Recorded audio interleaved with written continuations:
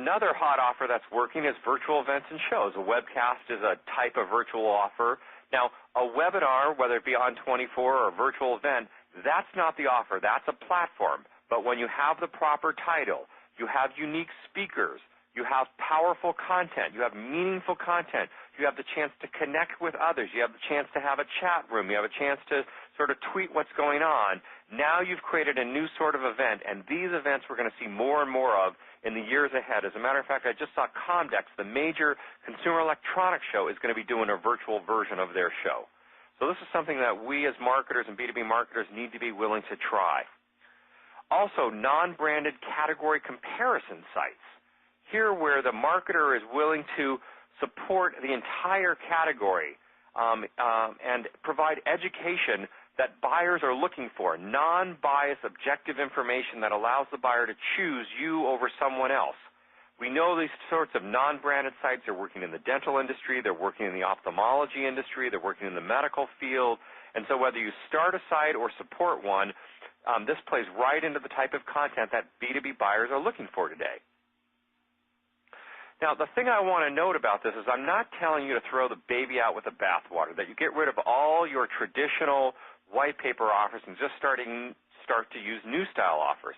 What I'm saying is that the marketer must have a balance of offer strategies to create a portfolio of leads that are bringing inquiries at all aspects of the sales funnel, from early interest to deep evaluation, because we have issues of quality and quantity and cost per inquiry and conversion from MQL to SQL that all has to be taken into account.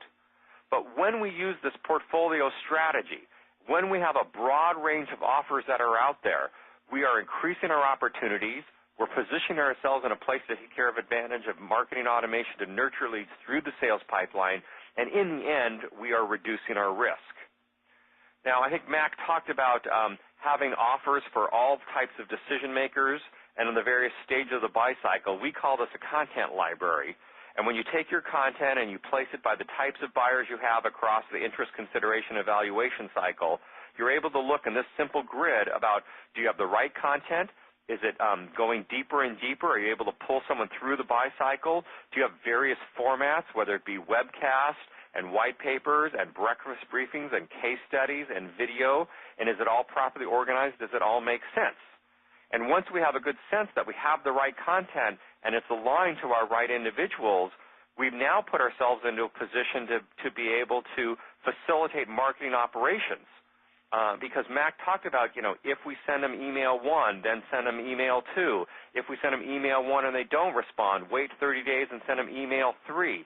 This type of mapping about what is the right message to send next puts us in the position to capitalize on marketing automation platforms such as the Eloqua platform to consistently nurture our leads through the sales funnel and get maximum revenue as a result. And to that end, I just would like to share a brief example of here is an acquisition program using online and offline tactics. It's using survey strategy. Responses are put into the database, and then they move into a multi-touch nurturing program, again, both online and offline. If after 3 touches we have not received maximum revenue, that individual is put back in and recycled for acquisition activity again. And this is a proven high ROI methodology that's driven with a good marketing platform, good data insights, and good planning and good consistency of implementation. Okay, well, that brings us to the hot topic, offers and social media.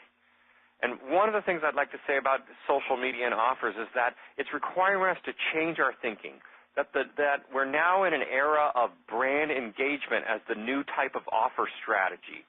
The fact that the buyer is looking all over the web to get the information they're looking for, to look at peers and to look at other colleagues and to find out what is going on, we have to encourage them to speak to us and to speak to others to help them justify their purchase process. And there's so many different ways to use social media to engage customers that it really taxes our resources, but we have to take advantage of that sort of difficulty to create fun opportunities, educational opportunities, engagement opportunities to get our prospects and inquiries to advance through the sales process. Here's a fun concept. It's called No More Abandoned Carts. This site does a parody about shopping carts and lost shopping carts that are left on the side of the road, in the back of parking lots, and thrown in dumpsters, and they're abandoned. And that this organization, happens to be a network security company, doesn't want to have any more abandoned carts. Now, what they're really talking about is that how they're going to help you reduce the amount of abandoned carts you have on your web and through your e-commerce platform. And what a fun way to talk about e-commerce and reducing abandonment by doing this parody about the abandoned shopping cart. So this is the type of site that can have a lot of views. We get a lot of sign-up. We get a lot of email data, and then we can drive them into a nurturing stream. Of course, the next type of engagement and offer strategies become a fan. I think we're going to see a lot more deployment of Facebook fan pages. We're going to see a lot of requests to join our community, become an insider, because when I'm part of the community, then it gives me a position to be able to ask someone else, well, what do you think about, for example, SAP? What do you think about Cisco? What do you think about IBM? Is their solution really right? And, of course, what I'm looking for is popular vote and popular opinion to help guide my purchase decision process.